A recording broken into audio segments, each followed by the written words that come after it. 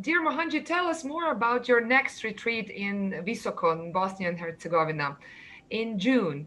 I had an opportunity to be there with you and all other beautiful souls exactly 2 years ago when you held your retreat there in this highly vibrant and energetic place. What can you tell us actually about Visoko, first of all? Why are you driven to be there? First of all, you are really, really welcome. Please come, and you and your family are welcome. I think in all these years, only last year I did not come there, 2020. And that was not because of me, that's because of the COVID restrictions. But I have, since 2015, I think 2015 onwards, every year I'm coming there. And it's kind of an annual ritual now that I have a program always in Visoko, in Sarajevo, and people come. A lot of people come from the entire Balkans there. Yes. To be with me, to meet me, to practice meditations and stuff. So what attracts me to Visoko particularly is the equilibrium you get there. See, nature or places have power. And that power helps you to align.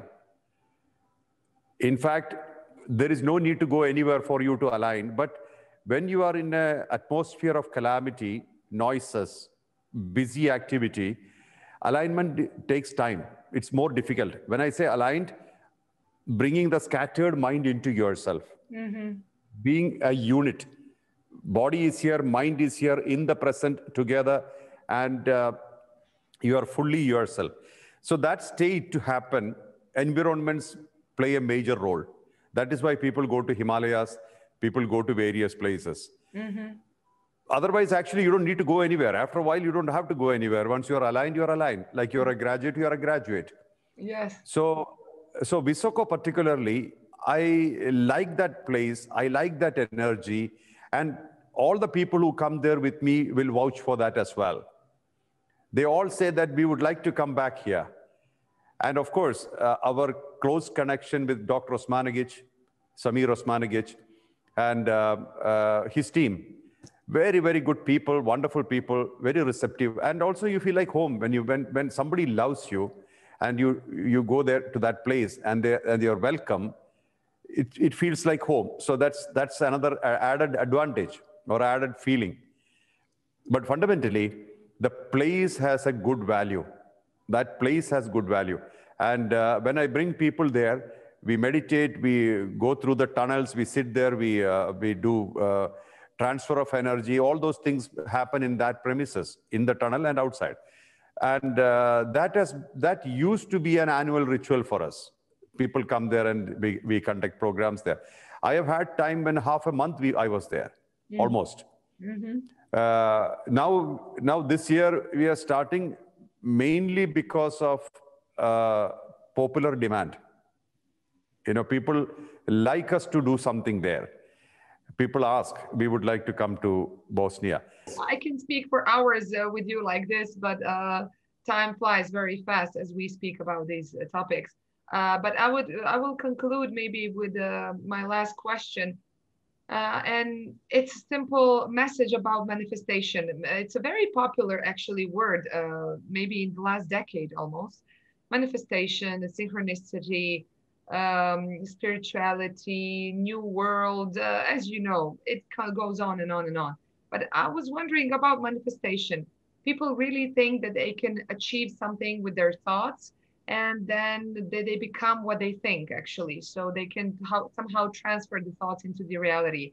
So I was wondering if you could actually maybe try to simplify the process and to be concrete, because if we only stay in our thinking, nothing much will happen, right? Without the action, we don't have actual reality. So if you can actually speak a couple of words about manifestation, it's a very popular demand lately. Sure. We are what we believe. Our whole life lives or exists within the boundary of our belief. If we believe that we can achieve, so whatever we do, if it is not backed up by our belief, it has no value. It doesn't hold water. So everything should be connected to what we believe. And that belief should have proper grounding. This is important. Many times we believe in fantasies. That's why sometimes it doesn't translate into reality. We must have clarity of belief, what we believe in, and it should have purity of intention, and it should be relevant to the society. Otherwise, it does not, yes, otherwise it does not have relevance for a long period of time. For a short span of time, maybe it will have relevance, but over a period of time, it will not stay. Secondly, we are all creators. This we must remember. Every moment with our thoughts, words, actions, 3 levels of creation. Thoughts, words, thoughts, expressions, actions. We are creating. And this creation is consistent all the time. Without our knowledge, we are creating more and more and more realities. So when we are an eternal creator, we are also responsible. We should be responsible about what we create. And everything we do should be realistic and also regenerative for life to move. And if we create some things which are harmful, like atomic bomb, it can only be used for destruction in a large scale. So we have to be responsible for everything we do. We are manifesting things which are harmful to people for the sake of profits. That's definitely not human refinement. Whenever I speak about children, I say 3 things. One is they should be well connected to nature, actual nature. Secondly, they should interact with animals and birds, and they should interact with old people. These 3 things, nature, animals and birds, and old people, they should be exposed to, interact with. It's a great advice for all of us, not only for children, but I would say for grown-ups as well, Mohanji. Yeah, grown-ups are too grown-up sometimes. That's the problem. If we believe we are children, then good enough. But we don't agree, right? We consider ourselves as adults and we make a mess. So yes, we should all honor our inner child, first of all. I agree. We are children. Actually, we are children, but we disagree. That's the problem. We do not agree that we are children. We are children. Why not? Exactly. Why should we grow old at all? We can fall down sometime, get up sometime, walk sometime, sit sometime, no problem. Because then we are natural.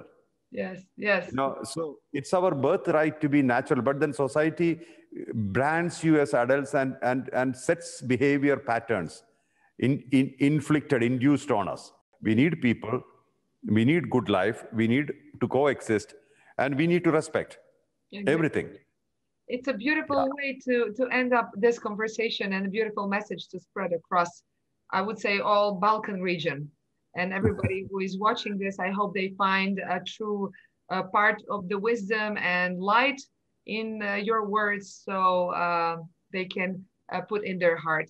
And I would like to conclude this with some beautiful sentence from your new book. Actually, I received your new book. Thank you. Wonderful. Aum Shanti Shanti Shanti. It means let the peace be everywhere in the world.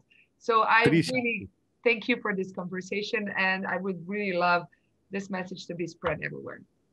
Thank you, Naida. The 3 Shanti is, one is in the larger universe, one is in our universe, and third is our inner universe. So all these levels, it should be peaceful. Yes. Means every being should be peaceful, everybody. Yes, I wish that for all of us. Exactly. Oh, everybody, yeah. We are all one. We are all one consciousness, different bodies. We are one. We're light. We should always remember. We are going back to the first question, Homo luminous. We're light. We're all becoming light. Exactly. Thank you so much. See you. Thank you. In Visoko. Thank you so much, Naida. Thank you very much. Thank you.